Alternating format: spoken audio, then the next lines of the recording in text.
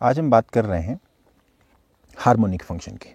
ठीक है, सबसे पहले जानेंगे कि हार्मोनिक फंक्शन क्या है, उसके बाद हार्मोनिक फंक्शन और एनालिटिक फंक्शन का क्या रिश्ता है, इसको भी हमें जानना आवश्यक है। ठीक, सबसे पहले देखो, कोई भी रियल वैल्यूड फंक्शन है फाई एक्स वाई, क्या है बेटा? रियल वैल्यूड फंक्शन है, रियल वैल्यूड फंक्शन। ठीक है, in open subset of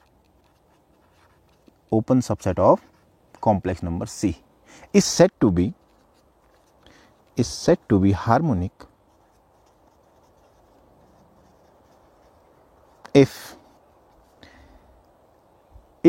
it has continuous partial derivative and its derivative, 2 time derivative with respect to x plus 2 time derivative with respect to y will be 0।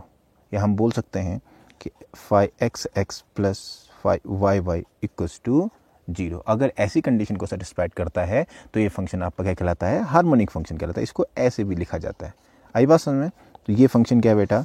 Harmonic function है। ठीक, इतना समझ में आ गया। अब बात करते हैं, यहाँ पे मैंने आपसे बोला था कि हार्मोनिक फंक्शन के लिए जो आपका यहाँ पर ओपन सबसेट ऑफ सी कहा मैंने, क्या इसका कोई रिश्ता है इसके साथ? तो जरा ध्यान से देखिएगा। इट वुड बी, मैं यहाँ पे लिख दे रहा हूँ, it would be appropriate to have the Laplace equation to satisfied, ध्यान से देखो हर एक चीज को, to satisfy not just for any set of point but for an open set, या बोल सकते हैं connected region, connected open region, connected open set. आई बात समझ में? अब जरा ध्यान देना, माना एक फंक्शन मैंने बेटा आपको दिया u बराबर x cube minus y cube. बात समझ मारी ना? अगर आप इसका डबल डेरिवेटिव x के रिस्पेक्ट में, डबल डेरिवेटिव y के रिस्पेक्ट में करते हो तो आपको ये इक्वल टू 0 तभी मिल पाएगा जब x का मान क्या होगा? y होगा। जब x का मान क्या होगा? y होगा। कहने का आशय है, अगर मैं एक सेट लूँ z belongs to C such that z equals to x plus iota y and x equals to y, तो इस सेट के भीतर ये जो फंक्शन है, ये क्या है? आपका हार्मोनिक फंक्शन है। और ये हार्मोनिक फंक्शन है, हार्मोनिक फंक्शन है या नहीं? मतलब हार्मोनिक फंक्शन वाली कंडीशन को सेटिस्फाइड कर रहा है, but it is not open, but it is not open. So you cannot be treated as a harmonic function, as a harmonic function।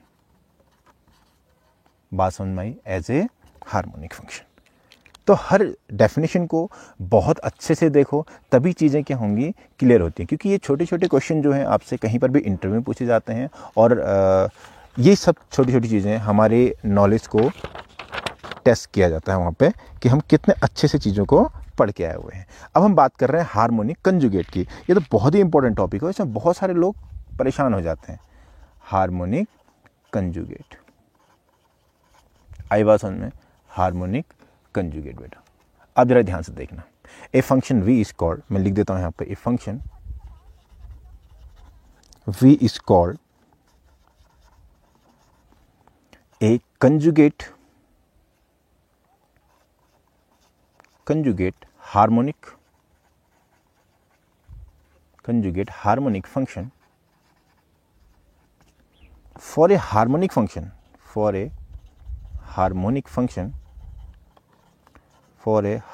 Function u when u plus iota v is analytic. u plus iota v क्या होगा बेटा? Analytic function होगा। ध्यान से देखो, आई बात समझ में? अगर v plus iota u analytic है तो इसका मतलब हम क्या बोल देंगे? u is harmonic conjugate of harmonic conjugate of v, harmonic function v। तो बहुत सारे बच्चे यहाँ पर समस्या में तब आ जाते हैं जब वो कहते हैं कि u अगर v का हार्मोनिक कंजुगेट है तो v भी u का हार्मोनिक कंजुगेट हो जाएगा, यानी कि कन्वर्स ट्रू है, यानी कि अगर v हार्मोनिक कंजुगेट है u का तो u भी हार्मोनिक कंजुगेट किसका हो जाएगा, v का। परंतु डेफिनेशन के अकॉर्डिंग देखो कि अगर v हार्मोनिक कंजुगेट है u का तो u plus iota v analytic है, और अगर u हार्मोनिक कंजुगेट है v का तो v plus iota v analytic है। अर्थात अगर हम यहाँ पर एक चीज लिखें, if u and v both are harmonic conjugate, both are harmonic conjugate of each other, दोनों एक दूसरे के हार्मोनिक कंजुगेट है, इसका मतलब u प्लस आयोटा v भी एनालिटिक है कि नहीं, और v प्लस आयोटा u भी एनालिटिक है। बात समझ में आ गई। तो यहां से पहला वाला कहेगा भैया मैं CR इक्वेशन को सेटिस्फाइड कर रहा हूं तो ux बराबर vy है और uy बराबर माइनस vx है कि नहीं, और दूसरा वाला कहेगा मैं भी CR इक्वेशन को सेटिस्फाइड कर रहा हूं तो ये कंडीशन आ जाएगी और यहां से vy इक्वल टू कितना आ जाएगा, माइनस का ux आ जाएगा। हाँ या ना? अच्छा ध्यान देना, तो ux बराबर vy है और vy बराबर माइनस ux है, तो इन दोनों को अगर आप साथ लेते हो तो यहां से क्या आ जाएगा, ux बराबर माइनस ux, और इसको यहां लोगे 2ux बराबर 0, तो u बराबर कितना आ गया, कांस्टेंट, और u कांस्टेंट आ गया। सिमिलरली v भी क्या आ जाएगा, similarly v is also constant, और दोनों कांस्टेंट आ गए तो इसका मतलब fz बराबर u plus iota v must be constant.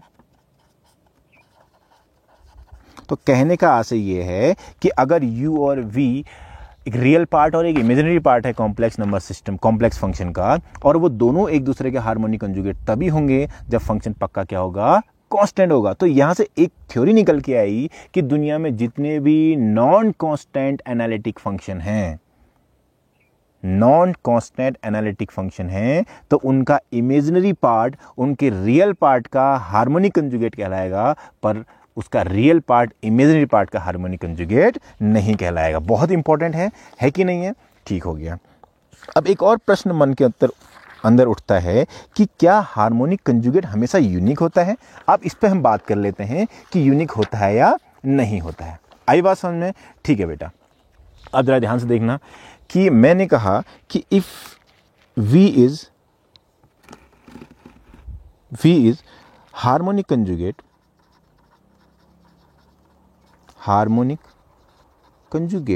Of harmonic function u, ठीक, तो v यूनिक, एक प्रश्न बनता है कि v यूनिक होगा, अगर हाँ तो कैसे और ना तो क्यों?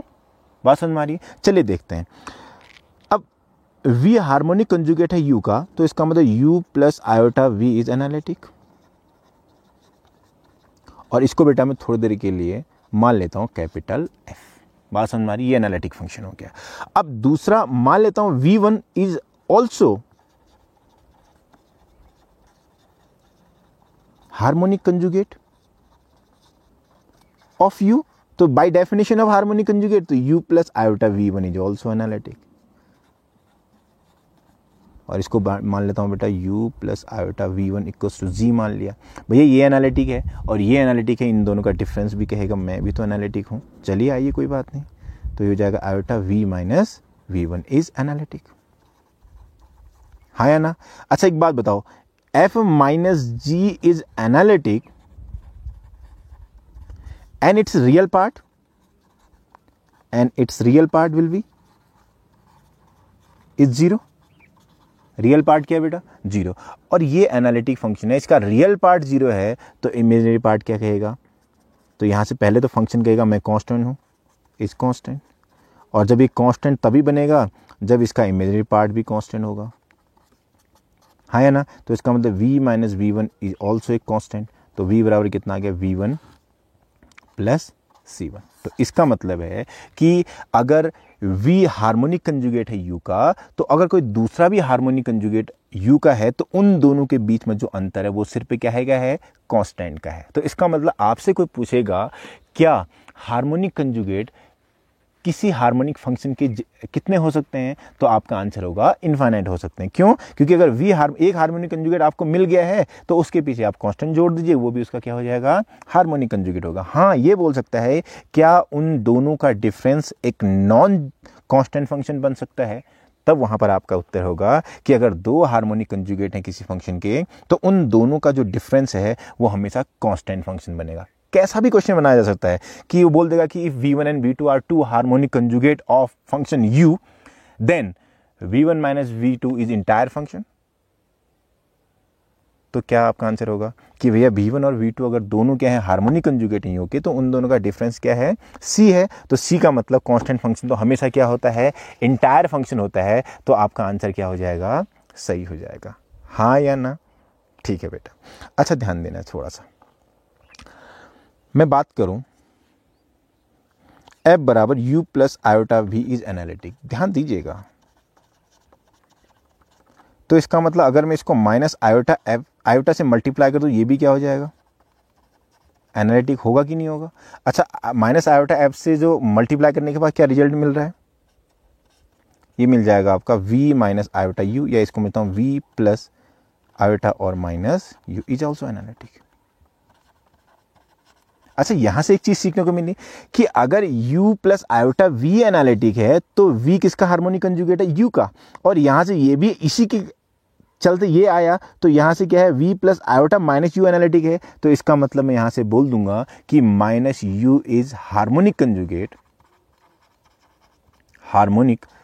Conjugate of u, v sorry. तो इसका मतलब अगर v हार्मोनिक कंजुगेट है u का, तो u हार्मोनिक कंजुगेट नहीं होगा v का, लेकिन पक्का गारंटी है कि माइनस u किसका हार्मोनिक कंजुगेट होगा, v का। लेकिन मैंने एक चीज अभी थोड़ी देर पहले बताई कि अगर u और v दोनों एक दूसरे के हार्मोनिक कंजुगेट हैं, तो भैया ऐसी स्थिति में फंक्शन कहेगा कि मुझे कांस्टेंट होना ही पड़ेगा, वरना दिक्कत आ ही जाएगी। आई बात समझ में? चलिए, एक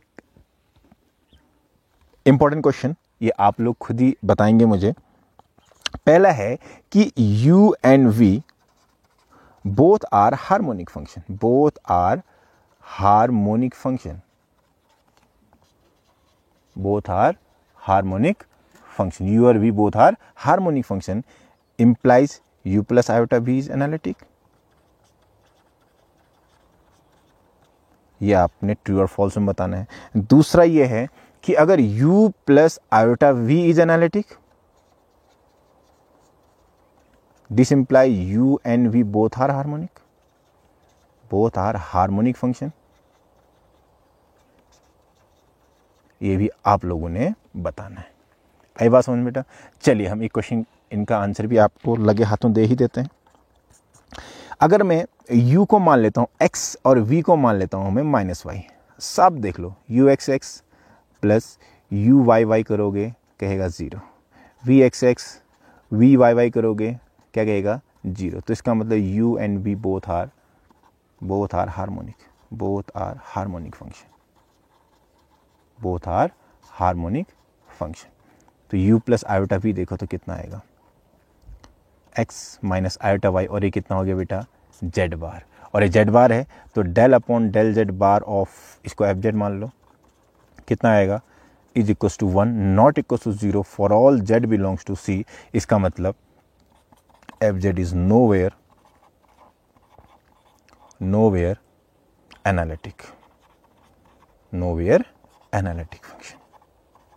तो इसका मतलब अगर हार्मोनिक है, हार्मोनिक होने के बाद एनालिटिक होगा, इसकी कोई गारंटी नहीं है। तो ये आंसर क्या हो गया बेटा, फॉल्स हो गया। अगला है कि अगर u प्लस आयोटा भी एनालिटिक है तो क्या ये दोनों हार्मोनिक फंक्शन होंगे। चलिए दूसरे वाले पर डिस्कस कर लेते हैं। u plus iota v is analytic is, तो इसका मतलब बाय सी आर इक्वेशन क्या होगा बेटा, सी आर इक्वेशन से यू एक्स बराबर वी वाई और यू वाई बराबर माइनस वी एक्स होगा। अच्छा, इसी को आप एक काम करो, एक्स के रिस्पेक्ट में 2 बार डेरिवेटिव कर लो, एक बार करो, है ना, और यहाँ कितना हो जाएगा, इसको वाई के रिस्पेक्ट में कर लो, ठीक। और यहाँ से इसकी वैल्यू यहाँ रखो, कितना आ जाएगा, यू एक्स एक्स बराबर माइनस यू वाई वाई। तो यहाँ से कितना निकल गया, u x x plus u y y equal to 0। तो यहाँ से क्या हो गया, u इज हार्मोनिक फंक्शन, हाँ या ना, हार्मोनिक फंक्शन। और सिमिलरली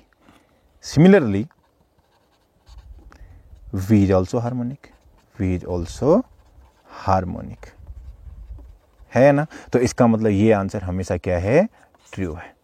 तो कहने का आशय ये है कि अगर कोई भी फंक्शन आपका हार्मोनिक है, अगर u और v हार्मोनिक हैं तो u प्लस आयोटा भी एनालिटिक होगा, इसकी कोई गारंटी नहीं है। पर अगर u प्लस आयोटा भी एनालिटिक है तो u और v को हार्मोनिक होना होगा, ये नेसेसरी है।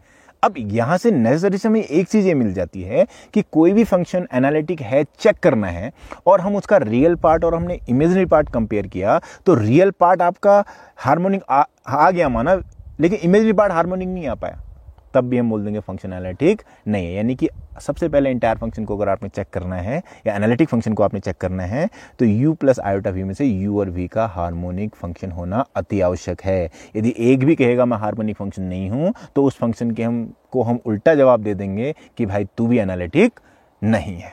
इतनी बात समझ में आई। चलिए अगले वाले लेक्चर में हम इसके कुछ बेहतरीन एग्जाम्पल करेंगे, तब तक आप इतना सीखो, ठीक।